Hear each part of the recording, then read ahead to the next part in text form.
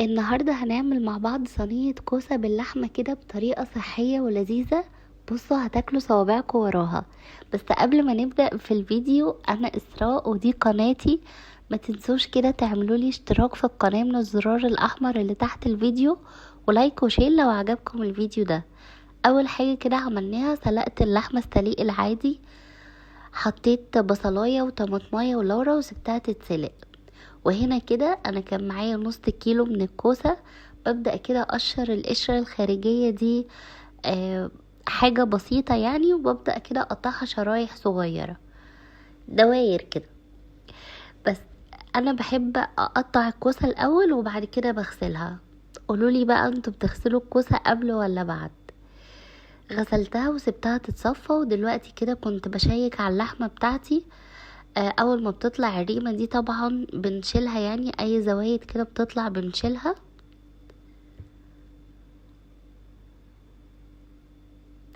هنا بقى انا كان معايا طماطم، حطيت عليها كده حاجة بسيطة من المية وضربتها كويس. بصوا، طريقة بجد صحية ولذيذة هتعجبكم جدا. انا الايام دي انتوا عارفين بعمل دايت، فبحاول بقدر الامكان يعني ان انا اخلي كل الوجبات شوية صحية. ولو ما عملتش حاجة صحية باكلهم بصراحة الاكل العادي بتاعهم، وبعمل انا لنفسي حاجة كده صغيرة ليا يعني. بس النهاردة قلت كلنا هناكل صحي. هنا كده انا كنت خلصت الطماطم وصفتها كويس جدا. اليوم ده انا كنت عاملة فيه تنظيفات على فكرة للمطبخ، نزلتها لكم، ياريت تشوفوا الفيديو بتاعه. خلصت كده، الرينج لايت بتاعتي كانت اتكسرت، فسامحوني على تصوير باقي الفيديو يعني. جبت الصينية بتاعتي بقى، اكني هعمل حاجة ني في ني كده، علشان انا مش حابة ان انا استخدم زيت او سمنة كتير، او انا تقريبا ما استخدمتش زيت ولا سمنة خالص في الطريقة دي. فبجد طريقة صحية كده وخفيفة، وانتوا بتاكلوا الكوسة كده هتلاقوها خفيفة جدا. ده بلس ان الكوسة اصلا لوحدها خفيفة، انا مكنتش بحبها في الاول، بس بدأت احبها بعد ما مودي حبها طبعا. هنا كده انا كان معايا بصل، قطعته. انا كان معايا بصل صغير فقطعت 2 يعني. مودي ما كانش سايبني في حالي. قطعت البصلتين، وهنا كده الطماطم اللي انا كنت عصرتها يعني وصفتها، حطيت عليها معلقة كبيرة من الصلصة، وحطيت ملح، وحطيت فلفل اسود. بس كده، ما بحبش استخدم توابل كتير. حطيت بس معلقة من السكر عشان تضيع لي اي طعم حموضة كده في الطماطم بس. والملح والفلفل الاسود هقلبهم كويس جدا، وهسيبهم بقى على جنب دلوقتي. هجيب بقى الكوسة كده بعد ما اتصفت كويس، وهقلبها كويس مع البصل ده. بصوا، مفيش اسهل من كده يعني، ما بنعملش حاجة خزعبلية. هنا كده انا كنت بشوف اللحمة بتاعتي بس استوت ولا لأ. سبتها شوية بس، لغاية لما نعمل بقى الرز. حطيت كده الرز يتعمل الطريقة العادية اللي بالشعرية بتاعتنا. كانت اللحمة بتاعتي خلاص استوت.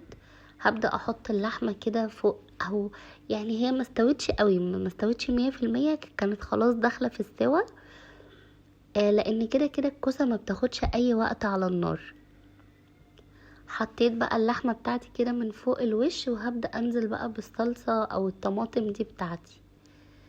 سبت كام واحدة كده لحمة على جنب، علشان انا ابقى اكلهم تاني يوم بقى لوحدي. في الدايت بقى باكلهم كده مسلوقين يعني. سبت واحدتين كده 3 بس. نزلت بقى بالطماطم كده بتاعتي، وخلوا الطماطم في الكوسة حلوة. حطيت رشة فلفل اسود كده علشان اللحمة وهي بتتشوح تديني اللون الحلو ده. بصوا، مفيش اسهل من كده كوسة يعني بجد. محطناش ولا نقطة زيت ولا نقطة سمنة. الرز بتاعي كان خلص. حطيت بقى الكوسة في الفرن، وهنا كده نعمل طبق جانبي بقى سلطة كده.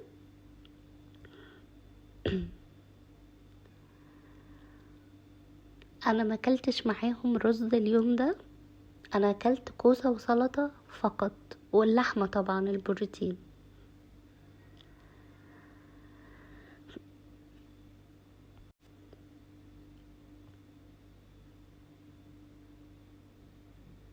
يا رب كده الفيديو يعجبكم. ما تنسوش تشوفوا فيديو التنظيف اللي انا عملته اليوم ده. انا ما بحبش احط لكم كل الفيديوهات مع بعض علشان الفيديو ما يبقاش طويل. انا دايما اكتر مدة فيديو بعملها 10 دقايق، عشان بس ما حدش يعني يمل من الفيديو. طبق السلطة ده بقى الطماطم بالبصل، انا مسمياها سلطة ماما. ماما كده وقت لما بتيجي تعمل لنا سلطة بتبقى طعمها لذيذ جدا. لو عايزين ناكل اي حاجة جنب الاكل يعني وما عندناش طلبات السلطة الكاملة، تعمل لنا الطماطم مع البصل. بصوا بتبقى جميلة. بس هنا كده قلت يعني احط بقى خيار وحاجات خضار كده مادام عندي. بس وادي اطباق الرز. بصوا طبق الباسكت بتاع الالعاب دلوقتي كله هيقع، عايزه اقول لكم. اهو اهو، ما كملتش كلامي اهو. لسه ما حطيتش حاجه والطبق كله وقع. يلا العب براحتك يا مودي، تربيه ايجابيه يا جماعه. هنا كده الصينيه الكوسه كانت طلعت، شايفين الجمال؟ بصوا بقى الالوان والحركات والحاجات الحلوه، شايفين متسبكه ازاي؟ بجد حلوة جدا وخفيفة. اللحمة واخدة لون بس من فوق طبعا عشان الشواية، لكن هي كويسة جدا. بس كده يبقى الفيديو خلص، وبألف هنا وشفا. باي باي.